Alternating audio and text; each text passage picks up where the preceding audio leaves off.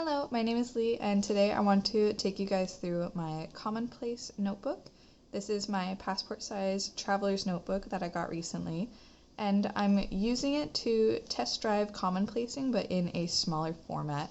My standard size notebook is already pretty full, and I just don't know if I have enough information to fill a whole standard size, so passport is what we're experimenting with.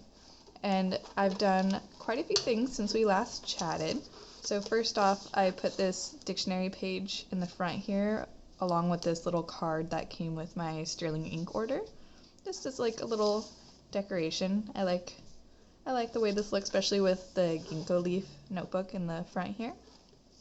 And then opening up to my Commonplace. Now, I am in the process of trying to use up a lot of my stickers. So you're gonna see a lot of these botanical and floral stickers all throughout, which I really like because I feel like it gives it a really cohesive feel.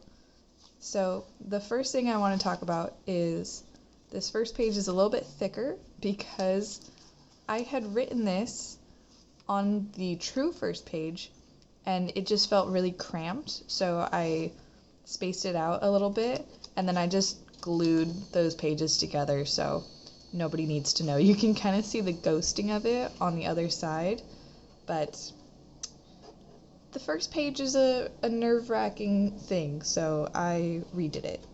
First, I have the Daily Dozen. This is from Dr. Greger's book, How Not to Die, which I honestly hate the title of that book, but it's basically about lifestyle and food habits that lead to longevity. And these are the 12 foods or food groups that he recommends eating every day to get good protein and fiber and antioxidants. And then there's how many servings for each one. So for example, beans, one serving is a half cup of beans or a quarter cup of hummus, and he recommends that 3 times a day, which this feels like a lot of food to eat when I think about it. I put this together because I just want to be more mindful that I'm eating enough.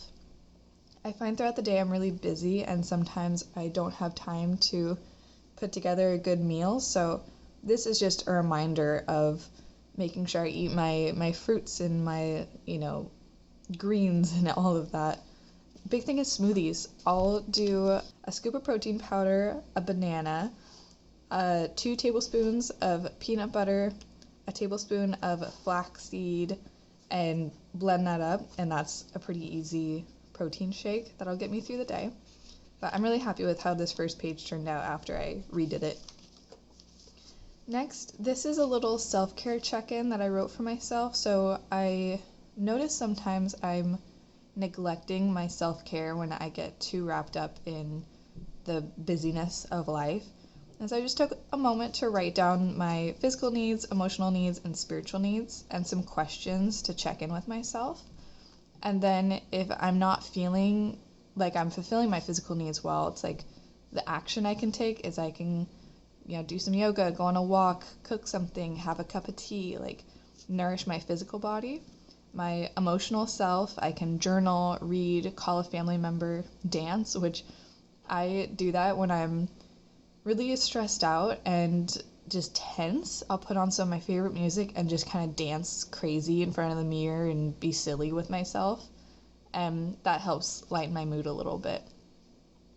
Another thing is my spiritual needs, going outside, deep breathing, taking a cold shower, hiking, just things to reconnect with a sense of greater belonging. So this is really nice for when I'm feeling overwhelmed or disconnected to myself to do a little self-care check-in. This is kind of the branch from that, which is if I'm doing one of these, thought processes, if I get overwhelmed, these are the steps that I can take to try to break that overwhelm. So take 10 deep breaths, stand up and shake it out, laugh, write down my thoughts, and put down manageable steps. Manageable steps is so important when I feel overwhelmed. Just last night, I was thinking about all the homework assignments and cleaning and family things I have to get done this week, and writing it in my planner or putting it into a step-by-step to-do list it just gets it out of my brain and it makes it feel a little bit less stressful. Another thing is hyperfixation. I tend to hyperfixate on certain hobbies and interests, and when I do that, I notice it can impact my functioning, because I just want to research that thing or that hobby. And with my son and all the other things I've got going on, I can't just sit down at my sewing machine for 5 hours like I used to and make an outfit.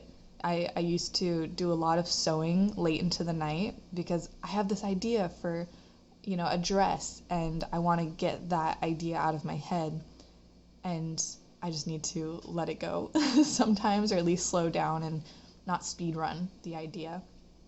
Feeling numb is another thing that I deal with sometimes.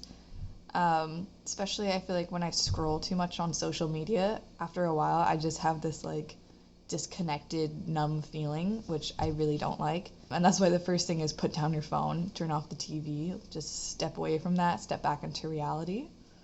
And then I also wrote down my core hobbies. So this kind of goes with hyperfixation. For example, I saw a video about bookbinding the other day, and making your own paper and making your own books, and I was like, oh, that looks so cool, I want to try that.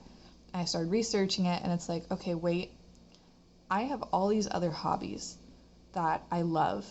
Is bookbinding important enough to me to replace one of these core hobbies? Or can I take that time that I'm putting into hyperfixating on bookbinding and instead put it into one of the hobbies I already love and want to nourish?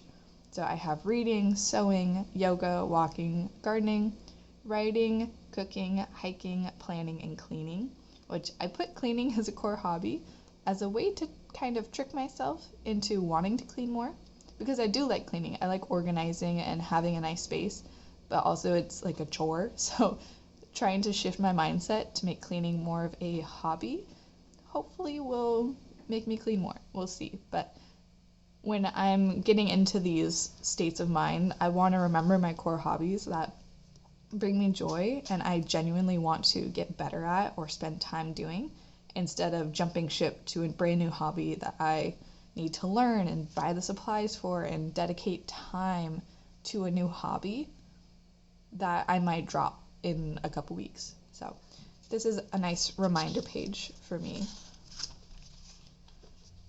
Next, I wrote down some stuff about meditation. So I really want to meditate more. It's something I have done on and off for a long time, but I need to remind myself. Something from Atomic Habits, which is a book I really love. He talks about breaking down your goals into very, very, very small chunks, atomic habits, very small habits. And so I need to remind myself that I could just sit down for a minute, 1 minute out of my day that I might spend scrolling or just, zoned out watching TV. I could take that 1 minute to have a mental check-in with myself. And so I wrote down some benefits of it, some different types of meditations that I can do, like walking. I can walk and meditate at the same time. And so just to refocus myself on meditation and finding some more mental clarity, because my brain just feels too cluttered sometimes. This next one is something I want to be better about. This is the Wim Hof method. If you haven't heard about Wim Hof, really a crazy guy, crazy story. Basically, he has all these world records for staying in ice for a long time, hiking mountains in shorts in freezing temperatures. And basically, he has found a way of using a breathing technique and ice baths to change his core body temperature and his, his autonomic immune system.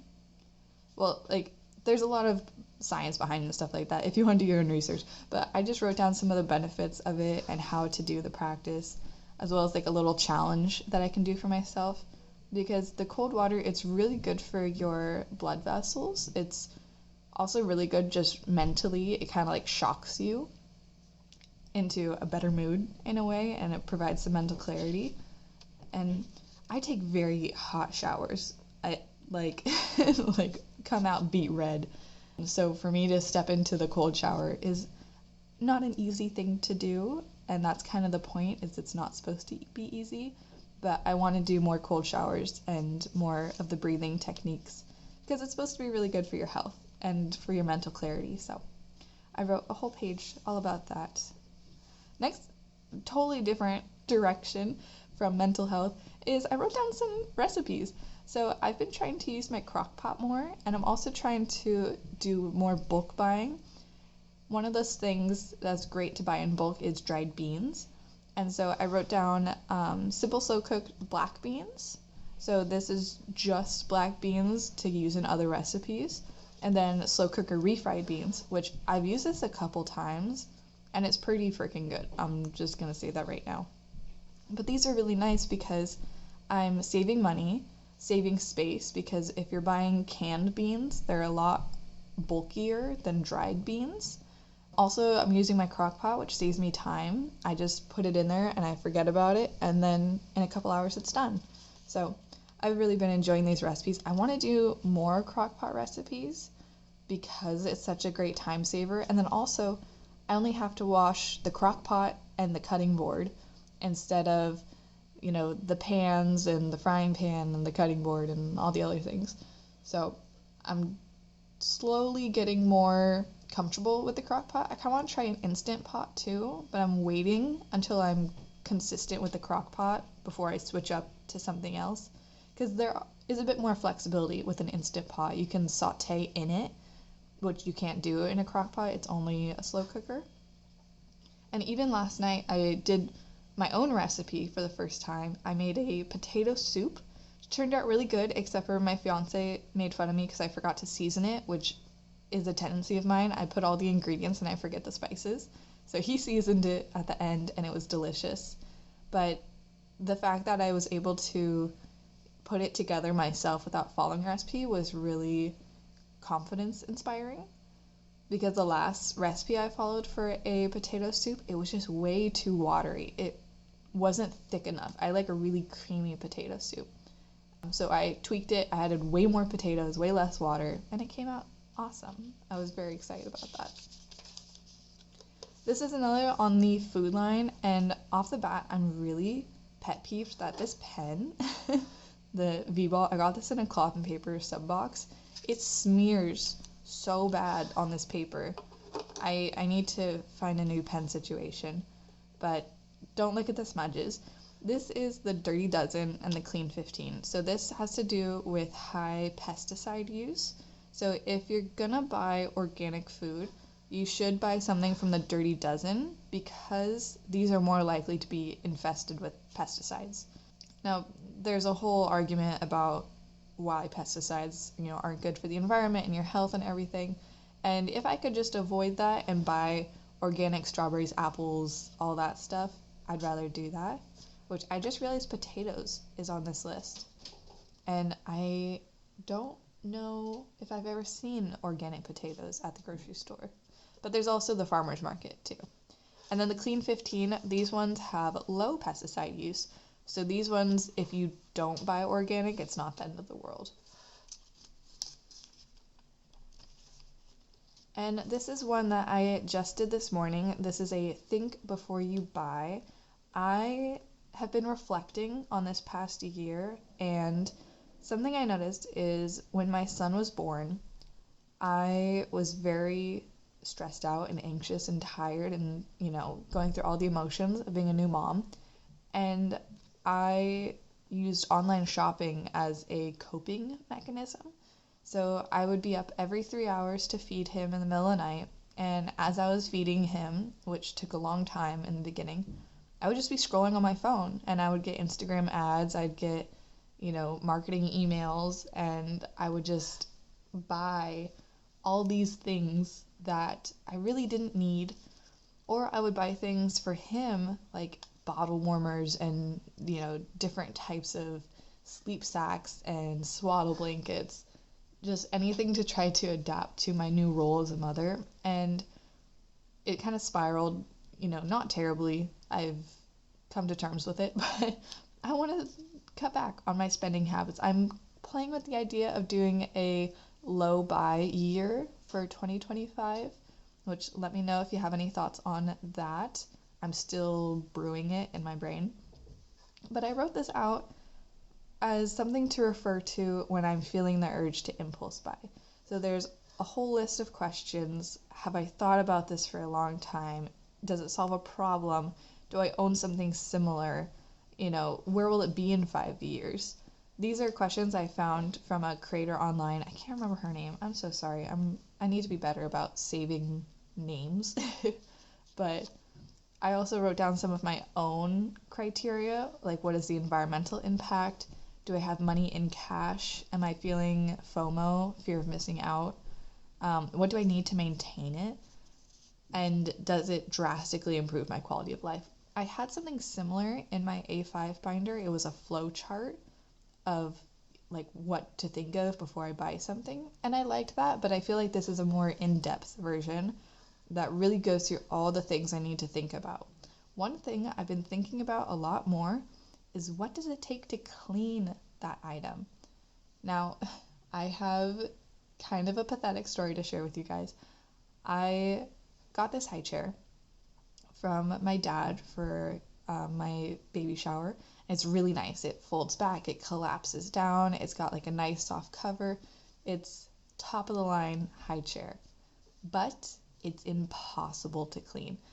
The cushion has all these nooks and crannies, and if you've ever fed a baby, it's not a clean experience. And so I found myself not wanting to use the high chair because it took so long to clean. And so I would either sit my son on my lap or just find any roundabout way of not having to deal with the high chair so I didn't have to clean it. So I found another high chair on Facebook Marketplace, which once I bought it, it turned out to be in very poor condition, and I'm kicking myself for even taking it home because it wasn't worth the money I spent. And eventually I just went on Amazon and I bought a new high chair, which I love. It's so easy to clean. My son loves it. I put him in there and he can watch me cook in the kitchen, and it's improved my quality of life because my son has a good place to sit. It is easy to clean, it's easy to store, but I had to go through, trying other high chairs to get to it. And so I just feel kind of silly for now having 3 high chairs. 2 of them I need to get rid of, but one of them I really enjoy. But it's that kind of impulsive decision making that I need to check myself on, because if I had taken a moment to look at the Facebook Marketplace listing and think, okay, should I get this or should I invest in something better? My biggest beef is the seller didn't describe how broken it was. One of the straps was broken, and in a way I couldn't fix. I would have to replace the whole strap.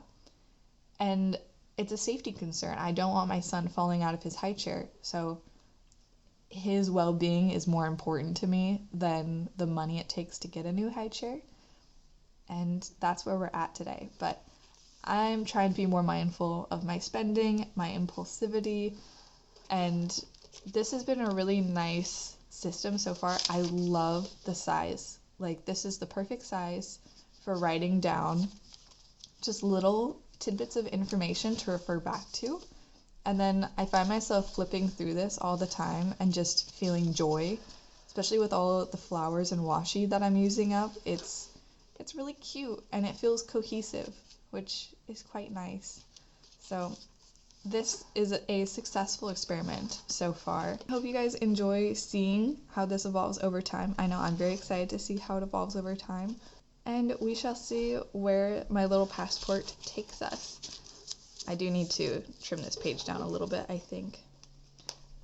I hope you guys have enjoyed this video. Let me know if you have any topics that I should look into to put into my Commonplace book, or what are you putting in your Commonplace book? I would love to hear what's interesting you at the moment. But I will see you in the next one. Bye.